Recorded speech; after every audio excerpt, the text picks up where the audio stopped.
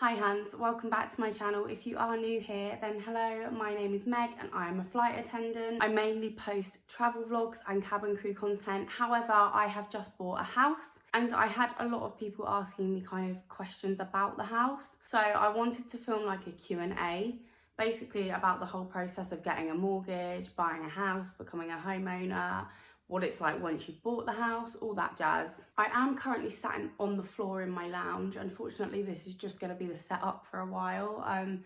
Because we've only lived here for a month, we don't yet have like any rooms completely sorted how we want them to look. I am going to have like a room in the house where I will film sit down videos like this, but I don't have it set up yet. So I'm going to have to improvise for today and I'm just sat on the floor in my lounge. Sorry about the background. As I say, it's just what we can work with right now. The lighting may keep changing as well because I'm sat right next to the window. But yeah, so this is going to be my buying a house Q&A. I put a question box up on my Instagram asking for questions. That is where I always post if I am doing a Q&A. I normally do cabin crew Q&As, but this one's going to be a house one. So if I do any future house Q&As or cabin crew Q&As and you want to get involved, make sure you're following me on Instagram. I do also have a home account on Instagram, which I will leave on screen and it will be in the description box down below if you want to follow our renovation process. Thank you so much to everybody that sent in questions. I hope I answer them well.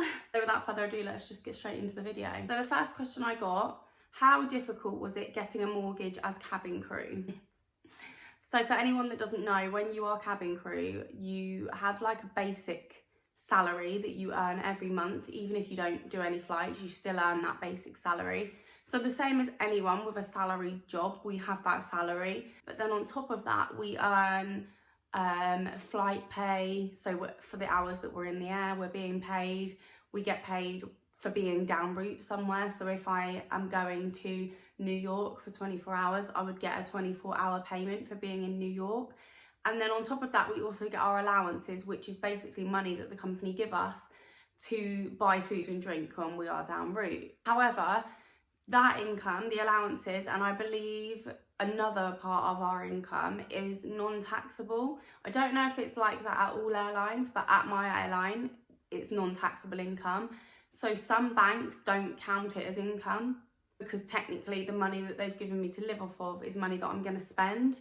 But then you don't always spend it. So sometimes it is income, but because of the way that it works and the reason we've been given the money, it doesn't count as income. There are banks that do count it. So if you are a cabin crew and you're going to buy a house or you're looking to buy a house, make sure you go with a bank that counts non-taxable income, because we didn't do that and it became a little bit of an issue for us. Thankfully, I bought the house with my boyfriend, so his salary was also taken into account when it came to buying our house, and thankfully that was enough for us. But if you're buying a house by yourself or you're buying your house with someone who's also cabin crew, it might become a little bit of an issue. As long as you find a bank that understands how cabin crew wages work and are willing to accept non-taxable income as income, you'll be fine. So the way that the bank basically work out how much they can lend you is based off of how much you earn, both of you together. But because my income that I said I earn wasn't technically all income, it created a little bit of an issue, but it was fine in the end. We got the house we wanted, so it was sorted out. But yeah, just be aware of that if you are cabin crew. Next question, with the cost of living crisis, what was the hardest thing about buying a house? I guess just the uncertainty of it all. Like, bills are going to be sky high. We've not paid any bills yet because we've only been here for a month, as I say. We've not actually had our first lot of utility bills yet, and we don't know how much they're going to cost. We can't really gauge that. So I guess there's that uncertainty of not knowing how much it's going to cost you to live, especially like heating bills are probably the worst one. And we've moved in winter. In fact, the weekend that we moved in was that weekend where it was freezing, where it was like 1-2 degrees outside. So we had to have the heating on straight away, and we've had it on every day since we've lived here. Obviously, we're very careful about it, but yeah, that is one thing I'd say. We did consider that it might not be a good time to buy a house because of the interest rates being so high, but we wanted to buy last year, and I didn't want to go back into renting because for me, we've done renting. We rented for 1.5 years. I didn't want to go back to doing that because when you rent, obviously you can't, it's not your property, you can't do what you want to it, and it's just a waste of money, in my opinion. Not a waste of money, I think everyone should experience renting at some point in their life, but it's not something that I would want to go and do again. I already know how much money I gave away the last time I rented, so I didn't want to do that again. So it was really just a case of now or never for us. We were ready to do it, and we didn't really want to let like speculations that aren't even necessarily completely true stop us from buying a property. So we just went for it, and here we are. What percent deposit did you put down? It was just over 10%, I believe. I think the minimum you have to put down is 10%. Ours was just over that, so I'm not going to say the exact amount. I won't be giving out amounts in this video, so if that's why you came here, click off of the video now. But yeah, it was just over 10%. As first time buyers, did you have to pay stamp duty? So no, originally we didn't have to. We were told we didn't have to by our mortgage advisor, but we weren't told that if the property is over a certain amount, you do have to pay it as first time buyers. So when it was decided that this was the house we wanted and we put our offer in and everything, we were then told that because of the price of the house, we did have to pay stamp duty. So we were like, oh great, I mean, we've spent this whole time thinking we don't have to pay it because we're first time buyers, and actually you do have to pay it over a certain amount. However, then Liz Truss came in and scrapped that. So she saved us, so thanks Liz, we really appreciate that. So then we didn't have to pay it, so we didn't end up paying it in the end. I'm not sure what the rules are now that Liz Truss isn't Prime Minister, or whether the rules that she created stay even though she's not Prime Minister anymore. I don't know how it works, but for us we were very lucky we didn't have to pay it, which saved us a lot of money, so we're very grateful for that. When you have a mortgage, do you pay bills or are they included? No, they're not included. You pay bills on top of your mortgage. I know there's some rental properties that you can get where you pay like a certain amount and it covers your rent and your bills, but you can't do that when you get a mortgage. It doesn't work like that. Pay your mortgage, and then on top of that you pay your gas, your electricity, Wi-Fi, TV license, anything that you're going to be using in the house, you have to pay for it. How did you choose the area you wanted to live in? To be honest with you, we didn't really have a certain area that we wanted to live in. My other half works in Chichester, which is like maybe 20 minutes from where we live. Whereas I work at Heathrow, but because I don't drive to and from Heathrow every day, for me, I wasn't overly bothered about living near Heathrow. We live about 1.5 hours from Heathrow. We lived 1.5 hours where we lived before because we've only really moved down the road from where we lived before. So for me, I wasn't too concerned about living near Heathrow because I don't do it every day. Whereas my boyfriend drives to work Monday to Friday. He drives during rush hour times because his working hours are 9 to 5:30. So it was more important that we were closer to his work than it was that we were close to mine. But having said that, we kind of just looked in lots of different areas around the area that we live in West Sussex. For us, it was more about the house. So we had a list of things we wanted in a house when we decided we were going to buy. So if we found a house that ticked all the boxes, that was what we were going for more than the area. Obviously, there are certain areas we didn't want to live in, so we didn't even bother looking in those areas. But this house pretty much ticked all the boxes of things we wanted in a house. So when we saw this house, the area for us was irrelevant because it was the house we wanted. But we are, as I say, we're outside of Chichester. We are 20 minutes from my boyfriend's work, 1.5 hours for me, which is fine. The area is a relatively nice area. I don't have any issues with the area that we chose. So yeah, that was how we chose it really. Is this the house you are planning to have a family in? I definitely think we'll start a family in this house. Yeah, for sure. I don't think this will be the house that my children grow up in. But I definitely think I'll have a baby in this house, maybe 2. But then I think after we've had children, I think we'll maybe move somewhere else. I've always said that I'd quite like to move a little bit closer to my family when I have children. Obviously, bear in mind that my boyfriend's family are in West Sussex, so I would like to live ideally like in between West Sussex and Dorset so that both families are within an okay distance of their grandchildren. Yeah, I definitely think we'll start a family here. I mean, we have the space to do it. It's a 3-bedroom house, so we definitely could, if we wanted to. How much say do each of you have on the interior? Is it 50-50 or are you the decider? So I would actually say it is 50-50 in that neither of us would do anything to the house or buy anything for the house without okaying it with the other one first. However, my boyfriend's an architect, so he's very into his interior design.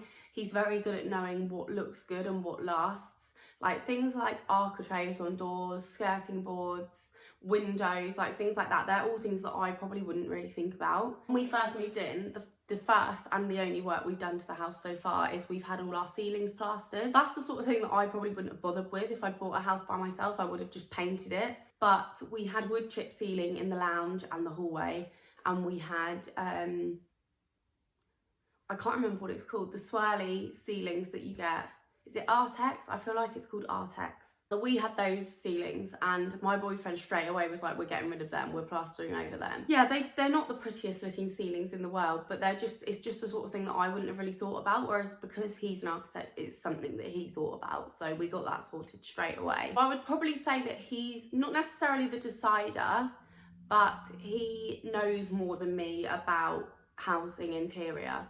I'm good at like the overall materialistic presentation of a house, like buying things like candles, buying things for the house, like furniture and things like that, whereas he's more the interior decorator side of it. It's definitely 50-50. We're not going to do anything to the house that the other doesn't agree with. At the end of the day, it's both our houses. We went 50-50 on the deposit, and we both live here. It's both of our houses, so there's no way that I would do anything or he would do anything to it that the other one didn't like. And that is kind of how it has to be when you buy a house with someone, I think. I mean, most men don't really care about what their house looks like, do they? A lot of the time it is down to the woman, but because he's an architect, he actually does care, and he also knows his stuff, so it's very handy to have. Rent versus mortgage comparison, it's confusing. Okay, so I have rented too. I rented when I was at uni for 2 years. I rented when I left uni for 2 years. Again, I was in a shared house and I rented with my boyfriend in a flat. Best way I can describe it is kind of like, so renting something, you're essentially borrowing it. It's not yours. Like, you're paying for it while you've got it, but it's not yours. And when you give it back, you stop paying for it. It's like when you rent a film. I feel like you're too young to remember Blockbuster, but when you used to go to Blockbuster and rent a film, it meant that you had to then give it back. And you couldn't damage the film in any way. You would have to keep it in pristine condition. Whereas if you're buying a film, you can go home and do what you want to that film. You could get a hammer and smash it to pieces if you wanted to, because it's yours. You bought it, you paid for it, you can do what you want to it. And that's really the same with houses. So when you rent somewhere, it's much quicker to do. Firstly, when me and my boyfriend decided we were going to move in together and rent, we decided, I think January, like literally the beginning of January, and by the literally first week of February, we'd moved into our flat. So it's a very quick process. You still have to kind of prove that you can afford to rent it and all that, but it's just nowhere near as faffy as buying a house. Like I said, it's not yours. The money you're paying for it is paid to a landlord or an estate agent or whoever you're renting the place off of. You can't do anything to it because it's not yours. So when you move into somewhere that you're renting, how it looks is how it's always going to look. You can't change it. So you kind of have to pick somewhere that you like the look of if you're renting. Whereas with buying, you know that if you don't like the look of it, you can technically demolish the whole thing if you want to and redo it. Buying, you're still paying money each month, but you're paying it to the bank because you've borrowed money from the bank to buy the house. And it's your house. You can do what you want to it. You can redecorate it. You can knock walls down and build new ones. And also, it's an investment because when you go to sell the house, the money that you make from it, after you've paid the bank back, obviously, the rest of the money is yours to keep. When you move out of a rented property, you don't get any money back. Everything you've paid for in rent for that property is gone. You're never going to see it again. And all you really have to show for it is that you've had somewhere to live. So for me, rent is, like I said at the beginning of the video, you should definitely do it, especially if you're moving in with your other half, because I personally would not buy a property with someone first time living with them. I'm a firm believer in, you don't know if you can truly be with someone until you've lived with them, and I will die on that rock. Or at least live at a house together. Like, we lived in our flat. First of all, we rented, and then after a year and a half we moved in with my in-laws and we lived there together for 2 years. That was to save money, essentially. We were lucky in that sense that they offered us free accommodation so that we could save up to buy, because there was no way, if we were still renting our flat, we would still be saving. We would not have bought yet, because it's just too difficult to save and rent at the same time. Buying a house or a flat, or buying a property in general, is much more of a bigger commitment. It's much more of a faff. You have to prove a lot more. Renting is just paying money to somebody else and essentially living in somebody else's property. Okay, last question is like 3 questions in one. Do you have to prove that you have a certain amount? How do you save it? And are you then tied into that house until the mortgage ends? Okay, so yes, you have to prove everything. You have to prove what you ate for dinner the night before. When you first decide to buy a house, you can either go direct to a bank or you can get a mortgage advisor. We went down the mortgage advisor route. So in order to determine how much you can borrow from the bank, you have to prove to them how much you both earn. I earn this much, my boyfriend earns this much, combined we earn this much, how much can we borrow from you? And as I say, they don't just like take your word as gospel. You have to provide wage slips, you have to provide bank statements to prove that you've been paid what's on your wage slip. However, on a wage slip there is a breakdown of everything that you've earned, which is where me earning non-taxable income comes into it, because on my wage slip it will say she's earned this much, but it's non-taxable because it's allowances. So the bank will then look at that and say, okay, she might earn XYZ a year, but half of it's non-taxable, so we can't actually accept it as income. So basically, the yearly salary or the yearly wage, let's say, that I earn, technically they didn't take all of it into account. So once they deducted everything that was non-taxable, then they put my boyfriend's salary and mine together, and from that we gauged how much we could borrow. And then once you know how much you can borrow, you can then go and start looking at properties, because you know what kind of budget you're on, what kind of property you can afford. So then you can go and start looking at properties. If you find one that you like, you can then put an offer in. You can either offer the asking price, you can offer below it, or you can offer above it. Completely up to you. Obviously, offering below it can be quite risky, especially if they've got other people offering. We offered the asking price for the property that we purchased, and they accepted our offer, which we were really surprised at, actually. We were told at the viewing that we came to that someone else had already put in an offer, but obviously they can't tell you how much. So when we put in an offer for the asking price, we were like, are we going to get it? And we did. So we're first time buyers and we had no chain, which basically means we didn't already have a property that we owned, so we didn't have to wait to sell our own property before we could buy theirs, if that makes sense. So we were a lot more appealing than, say, someone that had a chain and someone that wasn't a first time buyer. Yeah, we had to prove how much we earn in order to get the mortgage offer, and then once you have an offer accepted on a property, you then have to prove your amount that you have for your deposit. Don't expect a bank to take your word for anything. You have to prove everything. Of course you do. You are basically saying to this bank, you're going to lend me however much money and I'm going to pay it back every month.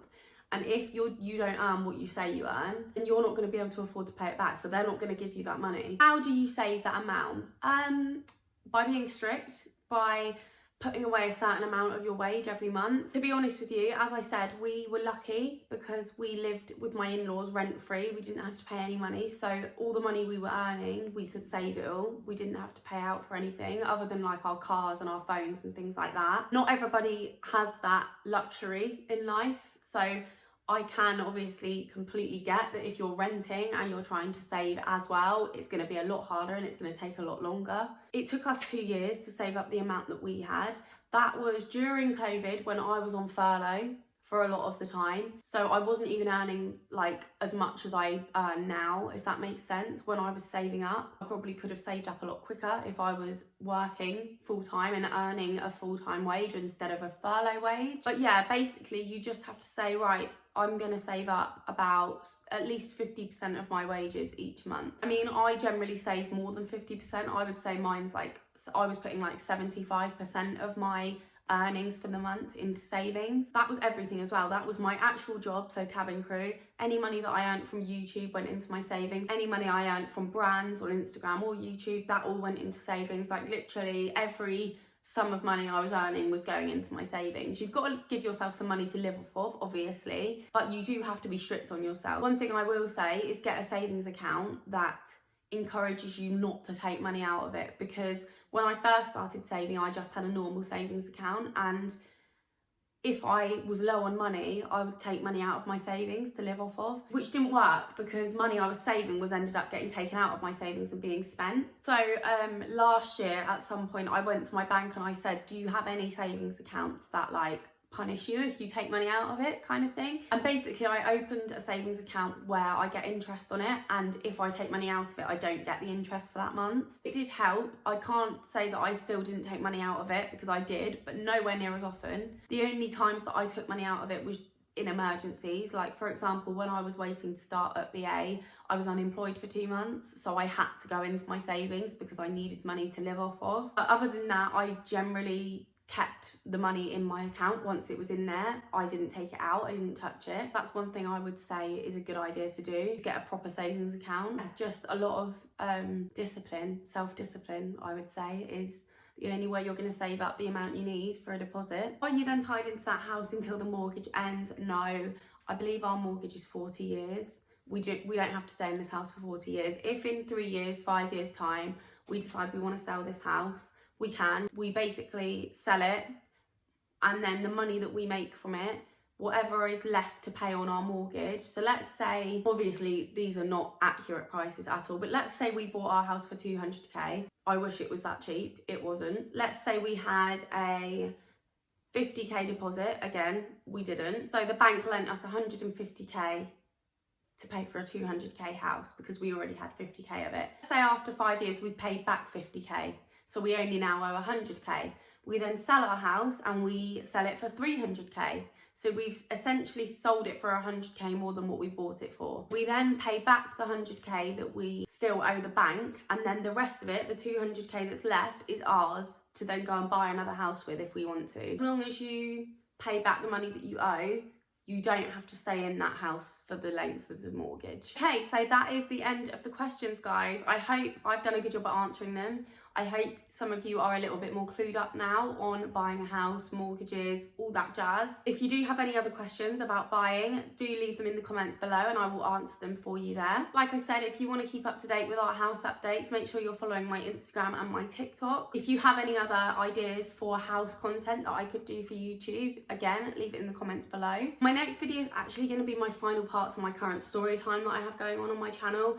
Some of you that have followed it are probably thinking, oh my god, I forgot that that was even going on, because it was so long ago that I did the last part to it. But I am going to finish that, so if you don't want to miss that, make sure you are subscribed. If you like this video, please give it a big thumbs up. Thank you all so much for watching, and I will see you in my next video.